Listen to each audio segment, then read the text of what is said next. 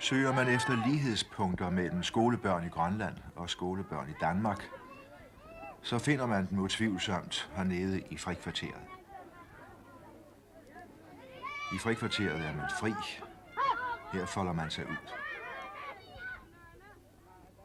Men forskellene, bortset fra de rent ydre, vejer nu nok så tungt. De falder bare ikke så meget i øjnene for den, som kommer på kort besøg. De er der bare. Skolemæssigt er Grønland midt i en udvikling, som i disse år har fået første prioriteten i det samlede opbygningsprogram. Investering i uddannelse er mottoet.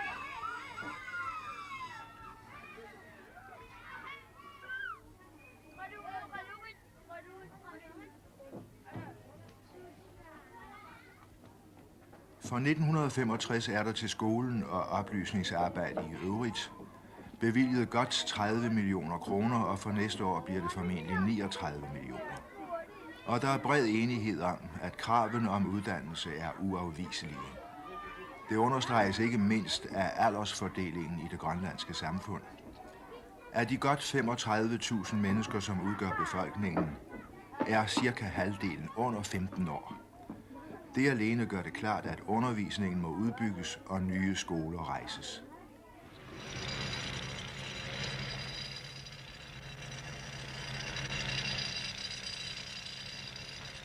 Egedesminde er traditionelt skolecentrum for Nordgrønland, og det vil den fortsætte med at være. Her er et byggeprogram i gang over 4 etaper. På tiden er man ved at gøre fundamentet til en kantinebygning færdig. Et regulært skolekvarter vil i de kommende år rejse sig her. På dette areal skal der opføres 4 kollegiebygninger. Det er svært at sige, hvor stor udgiften bliver for hele det færdige projekt. Vi bad skoleinspektør Tage Ramløv anslå den samlede byggesum. Den vil komme til at koste et sted mellem 15 og 16 millioner kroner. Og den ventes færdig hvornår, cirka? Ja, det kommer jo til at foregå lidt over langs. Men omkring 1972, så regner vi med at være færdige med udbygningen. Hvor kommer deres elever fra? De kommer fra alle dele af Grønland. Fra Thule og Marsalik og Julianerup i syd. Det vil altså sige, at mange af de børn, som kommer så langt bort fra, de skal bo her også. Ja, vi har i øjeblikket cirka 80 elever boende inden for komplekset her. Ja. Hvordan bor de unge mennesker? Ja, de bor jo ikke alt for godt i øjeblikket, men som vi tidligere har talt om, der var jo disse kollegiebygninger, der bliver opført nu med moderne værelser med 4 elever i hvert rum. Og i øjeblikket, der bor de helt op til 11-12 stykker på et værelse. Og meget tæt og meget småt. Men det bliver bedre. Hvordan går det nu, de unge mennesker, de unge piger og de store drenge der, som kommer så langt borte fra, at vende sig til et kostskoleliv? Ja, det går da udmærket. Der er ikke særlige vanskeligheder med det. Ikke nu mere, da. Jeg kan huske de første år, jeg var her, der kunne man samtidig blive lidt forbavset, når man kom ind på et værelse og se de unge mennesker ligge sammen i sengene. Men det har været simpelthen, fordi de er vant til at ligge på briksen derhjemme. Altså, drengene lå sammen? Ja. Og det var ikke noget, der betød noget i nogen dårlig betydning. Nej. Det er altså brikstraditionen. Ja, det må det være. Simpelthen. Men det er man altså ved at komme noget væk fra. Men så kommer der jo også her til Egedesminde en ganske god del ude fra udstederne og bliver bosiddende her i byen. Ja. Der er selvfølgelig vanskeligheder for de børn, der kommer fra udstederne og ikke er vant til den store skole. Og vi har da også her i byen et skolehjem for dygtige udstedselever, som kommer ind og skal gå i skole her. Altså velbegavede børn, som skal have det ekstra skub fremad her ved skolen. Og det er et lille boligstøttehus, et type 25-hus, som det hedder, hvor de bor. Og der har vi altså 12 boende i øjeblikket. Men det håber vi jo også skal udbygges, sådan, så vi får de store skolehjem. Ja. Man lægger jo mærke til, når man går her i byen, at mange af de bosiddende børn her, de har deres gang på skolen ud over selve skoletiden. Ja, altså det er jo ungdomsskoleeleverne. De går og bor her på skolen, det vil sige, de sover altså hjemme. Men ellers så er de med i hele kostskolelivet her. De møder om morgenen og får deres morgenmad og spiser med til frokost og til middag og går hjem efter aftenteen. Og ellers deltager de altså i hele kostskolelivet. Jeg synes, de skal knalde den myg, som sidder oveni. I lige måde der. Ja, dem har man jo heroppe. Ja, De har... der er ikke mange af dem her omkring. Nej. Det er meget værre inde i bugten, men det får de jo nok fornøjelsen af, når de kommer til Christianshavn og Jakobshavn. Ja, vi forudser det. Der er jo et problem med hensyn til lektielæsning og lektiehjælp her. Ja, for ungdomsskoleeleverne har vi jo direkte timer om aftenen, hvor de læser lektier under opsyn af en lærer, der er til rådighed til at hjælpe dem med lektierne. Og for børneskoleeleverne har vi 2 timers lektielæsning om eftermiddagen. Ja. De 5 dage om ugen, og der er også en lærer til rådighed, som hjælper eleverne. Det er da egentlig et specielt grønlandsk fænomen. Ja, men altså, der er jo så mange specielle grønlandske fænomener i forbindelse med skoleliv. Børnene kan jo ikke sidde hjemme i fred og ro og læse deres lektier eller forberede sig til næste dag. Hvis der er 8 børn i et lille hus med en stue på 2x3 meter eller sådan noget lignende, så er der jo ikke store muligheder for ro til at læse i. Hvordan er så tilslutningen til den lektielæsning? Ja, det er jo noget varierende. Når vi begynder i efterårstiden, så er der jo en meget stor tilslutning. Vi har samtidig op til 50-60 børn siden og læse lektier. Og må så dele det op i 2 lokaler selvfølgelig. Og så går det meget godt, så længe det er mørkt. Men når det så begynder at blive lyst, så kniber det noget for de unge mennesker at møde her. For så er det meget mere spændende at komme ned i havnen og løbe ud på isflager og lignende. Men nu er det sommer, og der er ingen isflager til at stjæle skolebørnenes interesse. Men havnen med alt, hvad der foregår her, lokker altid.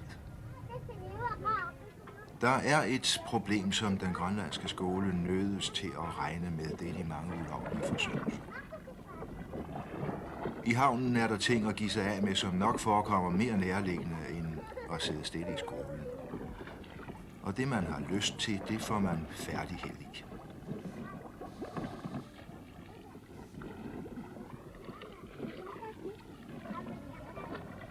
Det at fortøje en båd, og det at vrikke en fladbundet dory, det er den slags enhver skoledreng uden videre kan se en mening med at kunne.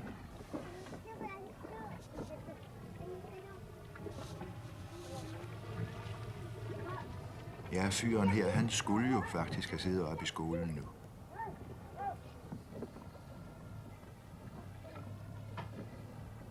Det skulle han vist også. Men det er så sjovt at se, om man nu kan klare sig med 1 åre. Og det kan han altså.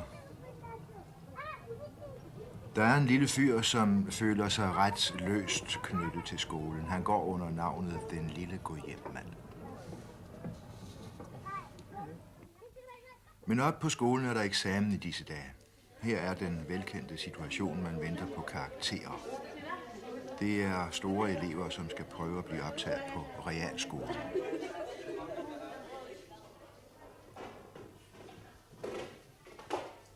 Og i skolekøkkenet er de sidste 3 piger til eksamen i husgerning.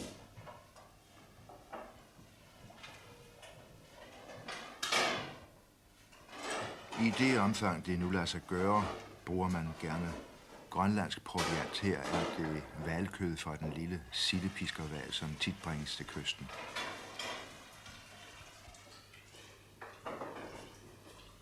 Hele prøven ligger så nær op af den danske, som det nu er muligt.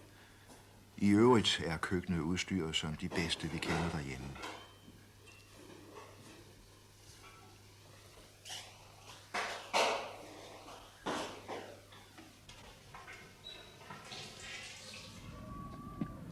Efter sommerferien skal bygningen her tages i brug.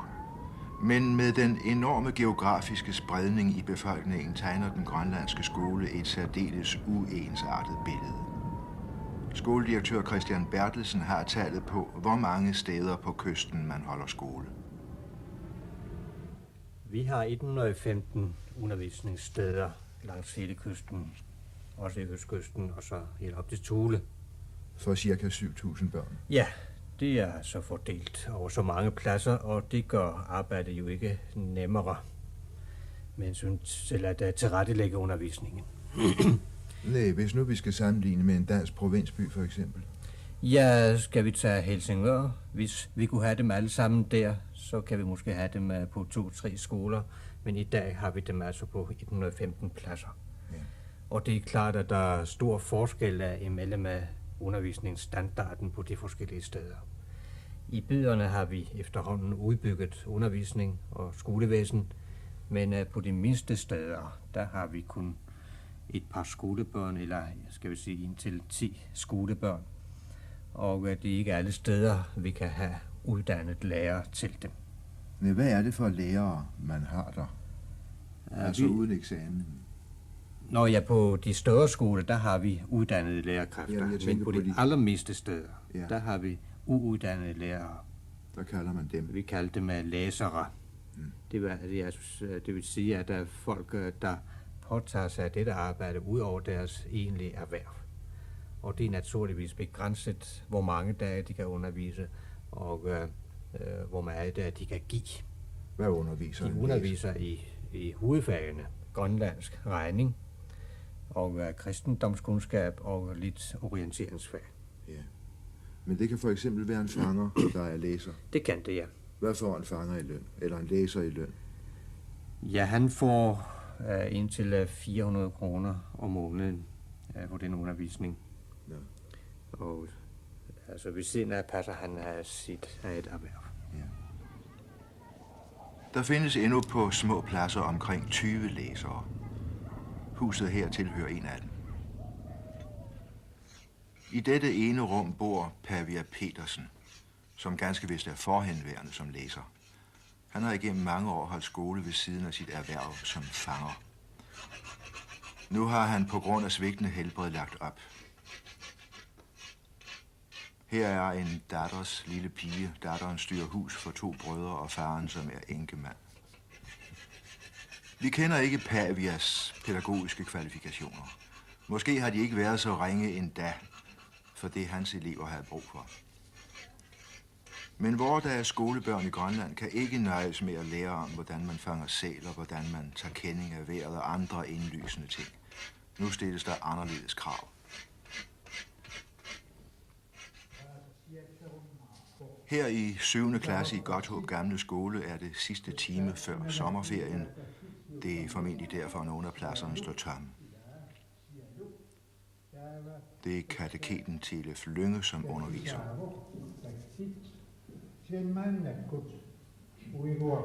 Forresten er det den sidste skoletime overhovedet for børnene her.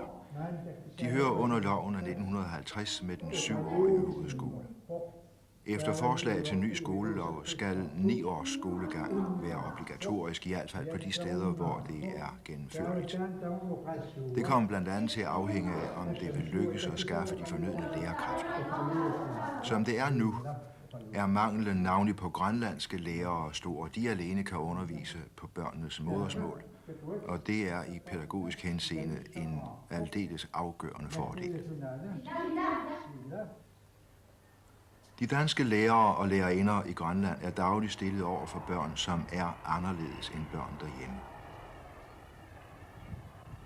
Vi spurgte Christian Stærmose, som er rektor for seminariet her i Godthåb, hvordan han ud fra 15 års erfaring i den grønlandske skole ville karakterisere forskellen mellem grønlandske og danske skolebørn.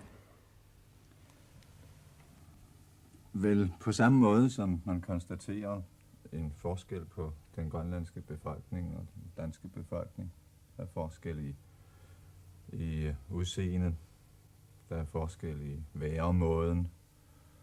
Den danske lærer, der kommer herop, han bemærker allerførst forskellen i sprog, naturligvis. Ja. Jamen også i adfærd. Ja, der er et grønlandsk begreb, der hedder idornek. Og det kan ikke rigtig oversættes. Det betyder generthed, indesluttethed, angst for at åbne sig alt for meget. Og det præger børnene helt op i den høje skolealder.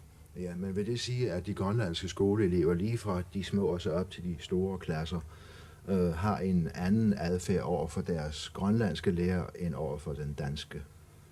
Jeg tror nok, at den grønlandske lærer, ja, det er jo afgjort, han oplever børnene anderledes, end en dansk lærer oplever dem. Simpelthen på grund af sproget? Ja, han oplever jo ingen forskel, som vi gør, der er fremmede heroppe. Nej. Der er ikke de her små nuancer, der kan opstå ved at kunne sproget og ved ikke at kunne. Han er fri for den belastning, den bekymring, ustandselig at sammenligne med, hvad man kender derhjemmefra. Lige syd for mundingen af Jakobshavn Isfjord ligger herud til Diskobugten udstedet Claushavn med ca. 250 mennesker. I skolen her går 45 børn. Claushavn er så begunstiget at have både en grønlandsk kateket og en dansk lærer. På adskillige udsteder og bopladser er en dansk lærer alene om opgaven. For øjeblikket har kateketen time i religion. Religion tager en stor plads på det grønlandske skema. Timen er lige begyndt med salmesang.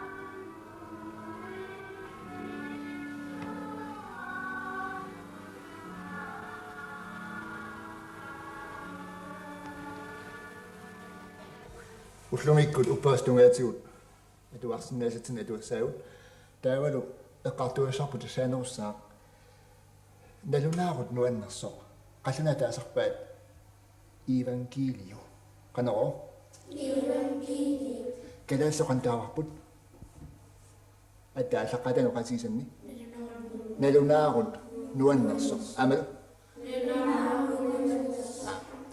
taavataan nalunaagut nuannersoq annaasisitta narunaautiartorlunaatsinukарсамау qidammiit kuutimiit ataatamaniit narunaarulltaannuannersoq uagut pingasoriarlugu tusartarparput nalliuttorsuarni ukium ingerlaneran naapittakatsinni nalliuttorsui taakkua pingasut eqqamisiisuusut siullarpaaq nalliuttarpor tissampaani sunaana tamassi juulli tamattunuannaarfiisartaarput appaa upernassakku nalliuttarpo sunaana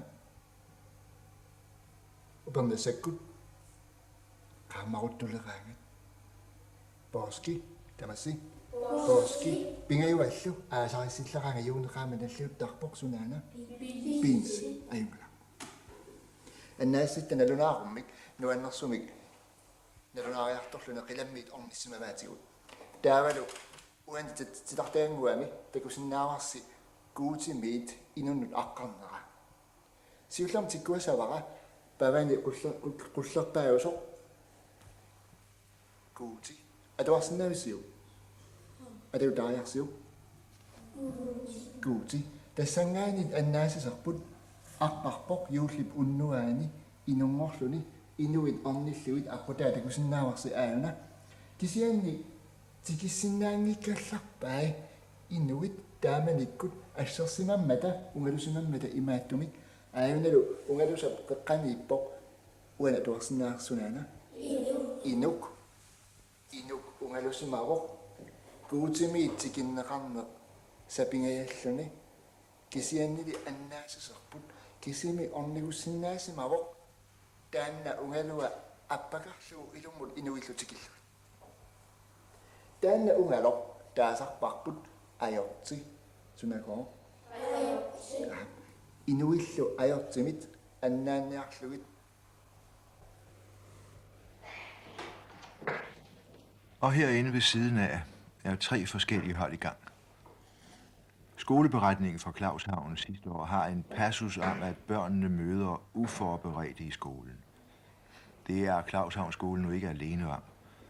Men det kan næppe undre nogen, når man har set de trange og dårlige boligforhold, som så mange af børnene kommer fra.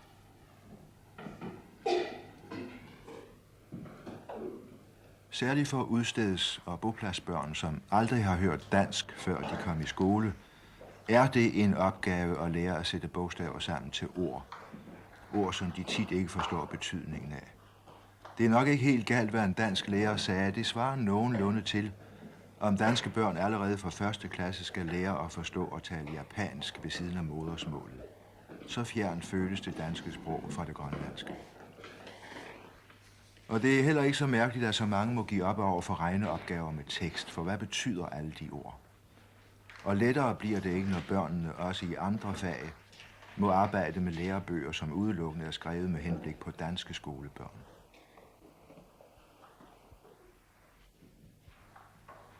Men hvad mener man i øvrigt fra pædagogisk hold med hensyn til børnenes skolemodenhed? Vi opfatter de grønlandske skolebørn som adskilligt mere umodne end de danske skolebørn i samme alder. Og med de begreber, vi har om det, der er de også mere skoleumodne. De har færre færdigheder, de møder med færre forudsætninger for en formel indlæring af ting. Årsagerne kan man tale længere om. Det er et kompleks af årsager. Vi har en meget stor del af skolebørnene, synes jeg, ser ud som om de er tilbagestående, som om de er det, som vi kalder backward børn. De er bagefter i udvikling, muligvis på grund af dårlig ernæring, overfyldte huse, manglende omsorg i samme forstand, som vi kender det fra Danmark. Der bliver sjældent læst højt for børnene, leget med dem i fællesskab i familien og alt sådan nogle ting. Så det der at kunne håndtere en blyant og en æske farver, før man kommer i skole, det betyder uendelig meget. Det træffer de ikke tit hos de grønlandske børn. Det er almindeligt, at vi ikke træffer det. Ja. Nej.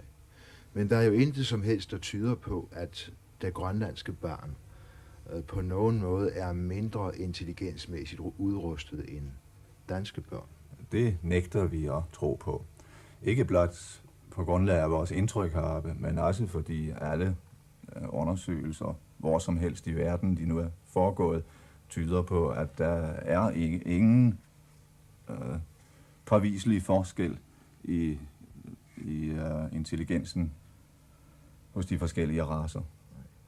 Og alt tyder på heroppe, at den latente intelligens hos de grønlandske børn er akkurat lige så god som den vi kender fra Danmark. Men præstationerne er mindre. De er påviseligt mindre i skolerne heroppe. Hvordan går det med kontakten mellem skole og hjem her i Grønland?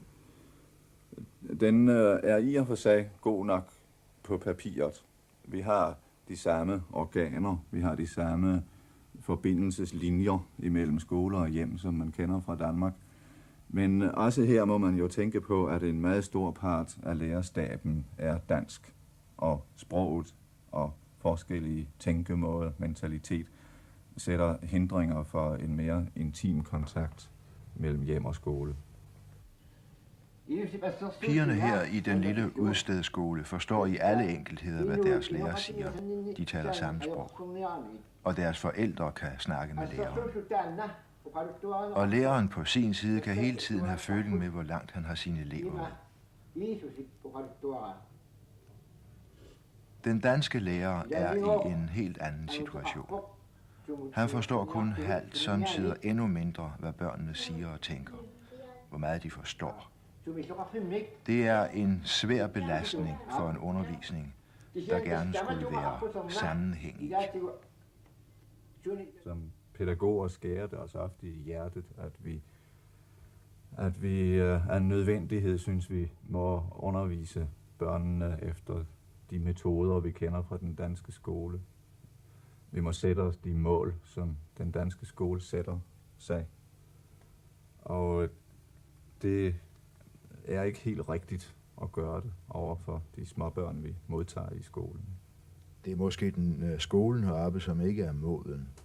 Det tror jeg, man må sige. Det er måske også for meget forlangt, at den grønlandske skole skulle have fundet sit, hvad skal vi kalde det, ståsted, sin form i løbet af de cirka 10 år, den har virket i nutiden. Vi kommer måske til andre opfattelser. Personligt mener jeg, at vi overfor de småbørn, vi modtager, burde undervise på en helt uortodoks måde. Vi burde blæse på, om vi opnåede de resultater, de færdigheder i skrivning og læsning, som man almindeligvis venter fra forældres side og fra lærers side, at man skal opnå i løbet af det første og det andet skoleår. Vi burde tage børnene, hvor de står, lege med dem, synge med dem, og på den måde indlære det danske sprog som et brugssprog for børnene, og så på et senere tidspunkt koncentrere os noget mere om de almindelige skolefærdigheder, som jo er forudsætningen for, at de kan lære andre ting. At de kan læse en lektie, de kan læse en bog i det hele taget. Ja. Nu sidder de Christian Stærmose som administrator af skoleloven. Er han samtidig altså administratoren i konflikt med pædagogen? Meget ofte. Meget ofte. Det er jo ligesom, at man som administrator er bundet af, hvad skal vi sige, det lyder lidt koldt at sige, den politiske opfattelse af skolens målsætning. Og det er ikke altid, at den stemmer overens med de idealer, man har som pædagog. Men når man, for eksempel, for at nævne et eksempel, indfører den danske lærlingelov uændret i Grønland, så vil det sige, at man forudsætter, at de børn, der går ud af vores 9. klasser, skal være udstyret med sådanne færdigheder og kundskaber, at de skal kunne klare for eksempel handelsskolen, den tekniske skole, hvad man kræver der. Der kræver man nøjagtigt det samme, som man kræver i en dansk handelsskole og en dansk teknisk skole. Og det er rigtigt at gøre og kræve dette. Men det lægger et uhyre pres på pædagogen i skolen. Og det samme gælder for realeksamen. Man vedtager, og jeg tror, det er rigtigt at vedtage det, at realeksamen skal have dansk niveau, den skal have samme værdi, den skal give samme rettigheder, som en dansk realeksamen gør. Den mulighed foreligger jo, at man kunne vælge at sige, at vi laver en speciel grønlandsk realskole, og ser bort fra, om den giver adgang til stillinger og til videreuddannelse i Danmark. Men det er altså landsrådet, altså grønlændernes politiske organ heroppe, som faktisk kræver, at der skal være fuldstændig lighed imellem den danske og den grønlandske realeksamen. Ja, det kan man godt sige, at det er dem, der kræver det. Man kan også sige, at det er landsrådet, som har erklæret sig enige i det, for det er en meget udbredt opfattelse i befolkningen også. Jeg tror, at landsrådet er i overensstemmelse med langt hovedparten af befolkningen i det spørgsmål. Og de er også enige med skolefolks opfattelse af det. Det er set i en større sammenhæng en nødvendighed, at uddannelserne i Grønland bliver på højde med og giver samme rettigheder, samme muligheder som uddannelser i Danmark. Ellers er der ingen grundlag for at lave disse skoleuddannelser heroppe i Grønland. Så burde man hellere give de grønlandske elever, unge mennesker, mulighed for at komme til Danmark og få uddannelse på lige fod med deres danske landsmænd. Starten i den grønlandske skole stiller krav til de små, som går langt ud over, hvad der møder børn derhjemme. Og dette er så mange skoleumodne begyndere fra første skoledag for en lærer eller en lærerinde, som taler et fremmedsprog, og kun det. Det må nødvendigvis give svære startvanskeligheder.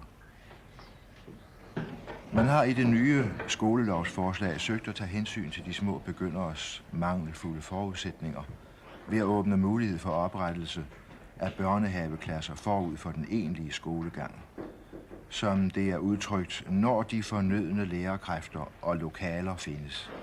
Der ligger det tungt. Som er mere som mange af de udsendte lærere kun bliver i Grønland i 2 år.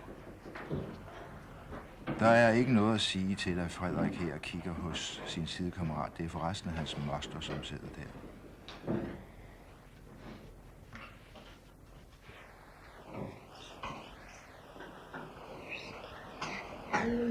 Men hvor stor plads på skemaet skal undervisning i dansk have i forhold til undervisningen i grønlandsk?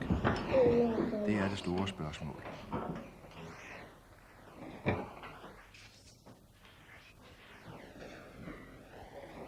Er det pædagogisk forsvarligt at udsætte børnene for en sådan undervisningsmæssig hestekur, som det er at skulle begynde skolen på et fremmed og så fremmed sprog. Det er jo fremhævet så tit, at det er en af vores allerstørste vanskeligheder i skolen. Når man taler om principperne for undervisningen i den grønlandske skole, så glemmer man tit, at disse principper er fremsat lige så meget af nødvendighed som af overbevisning. Når man taler om muligheden af at undervise mest i dansk, eller om man bør undervise mest på grønlandsk og nogle flere timer i grønlandsk, så må man jo tage i betragtning, at langt hovedparten af lærerne ved de store skoler er danske. De kan ikke undervise i grønlandsk eller på grønlandsk. Så vi gør en dyd af nødvendighed måske ved at begrænse undervisningen i grønlandsk i de første årgange. Et mere og mere fremtrædende træk i skolelivet i det nye Grønland vil skolehjemmet blive. Den gamle pigeskole i Edesminde har helt overtaget den funktion. Amanda kommer fra Ammassalik på østkysten, og så at sige alle beboede egne af den vældige kyst er repræsenteret af skoleungdom, som for at komme videre end de obligatoriske 7 år, må hjemmefra og bo på skole igen. Julianehåb, Godthåb og her Edesminde er skolehjemsbyerne.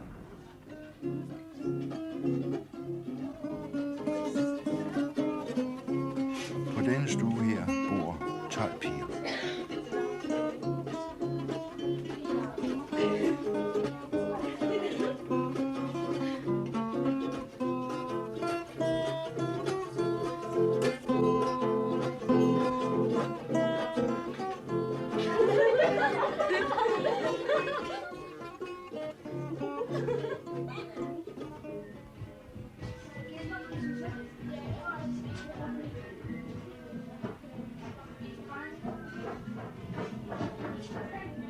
Her er en, som endnu ikke er kommet sig af influenzaen. Den havde hårdt fat i dette forår. Det er ikke altid så let inde på stuen at få den læsero, man gerne vil have, så sætter man sig ud på gangen ved vinduet.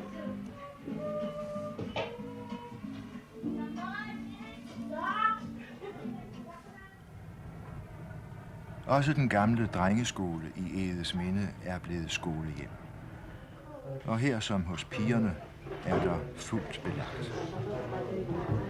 Her er der nu kun plads til 6 senge i hvert rum. Endnu er manglen på skolehjemspladser så stor, at det i år har været nødvendigt at sende 150 grønlandske skolebørn til Danmark til videregående skolegang.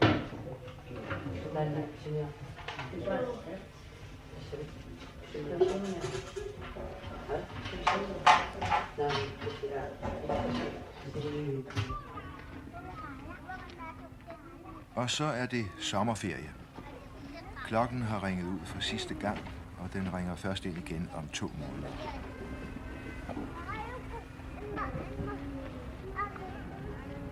Sommerferien er rejsetid.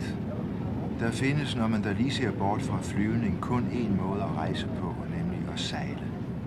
Veje mellem byerne på kysten eksisterer ikke. For de mange skolehjemselever i Grønland er sommerferien årets eneste mulighed for at komme hjem på familiebesøg.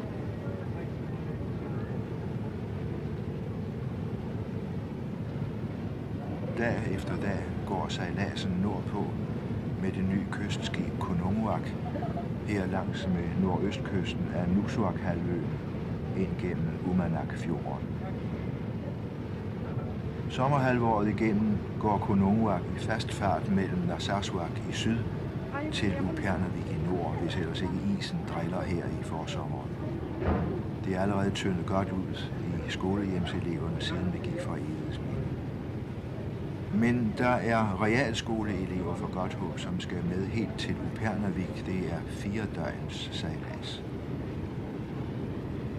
Skolehjemslivet med de lange adskillelser fra familien er i sig selv et træk, som bryder med gammel grønlandsk tradition for familiesammenhold. Der er dem, der har svært ved at falde til i det hjemlige miljø, som de efterhånden gror ud af.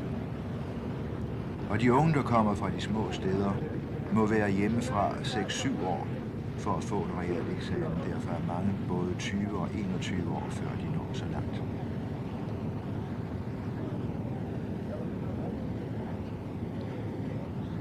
Så er endnu et lille hold ved at være hjemme. Her er byens vartegn Uummannaqfjeldet.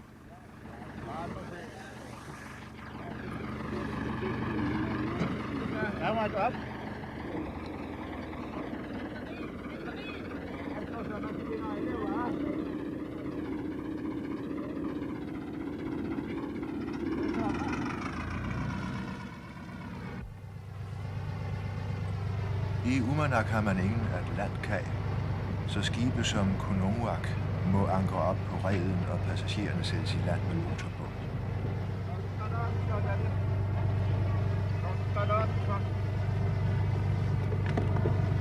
Det sker, at sejlturen ind bliver temmelig lang, hvis der er meget is. Det er ikke så galt i dag.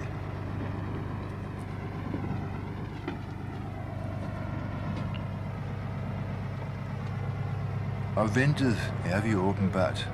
Der er nu altid folk på kajen, når der er skibsanløb.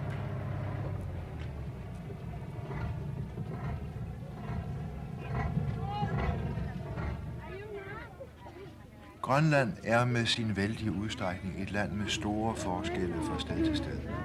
I naturforhold, i levesæt, i fremtidsmuligheder for ungdommen. I dag har den grønlandske skole 7.000 børn. Hvordan ser det ud om 10 år? Vi har regnet ud, at vi vil have ca. 14.000 skolebørn omkring 1975. Og der har vi regnet med 8. og 9. skoleår, også som vi i dag ikke har som er endnu, men som vi regner med vil blive indført. Ja. Det vil jo kræve et ganske betydeligt større antal lærere også. Det vil det. Og det er et problem, vi har i dag allerede, fordi vi ikke har tilstrækkeligt mange grønlandske lærerkræfter og må antage et stort antal danske lærerkræfter. Hvor mange danske lærere er der i Grønland i dag? Der er over 200, mellem 200 og 230. Og grønlandske? Vi har knap 200 grønlandske. Hvor stort et øget behov for danske lærere får de så i den 10-årsperiode, vil de regne med? Vi skal nok regne med mindst det dobbelte. For vi uddannede grønlandske lærerkræfter. Men i mellemtiden, der vokser børnetallet så meget, så at vi ikke kan få det behov, vi har dækket ved denne uddannelse. Derfor må vi fortsat anvende et meget stort antal danske lærere, hvis vi da kan få dem fremover, hvilket jeg håber. Helt til har vi kunnet. Det kan lyde, som om de er ikke helt sikre på, at det lykkes. Jo, det er jeg egentlig. Skal vi sige, jeg håber egentlig, at vi vil kunne. Men når vi tænker på de store antal, der skal til, så kan man jo ikke lade være med at tænke på, at sæt nu, at de svigter ikke. Hvad skal vi så gøre? Hvis nu lærertilgangen svigter, ja, så kan man i hvert fald ikke tænke på den form for undervisning, som rektor Stærmose forestiller sig.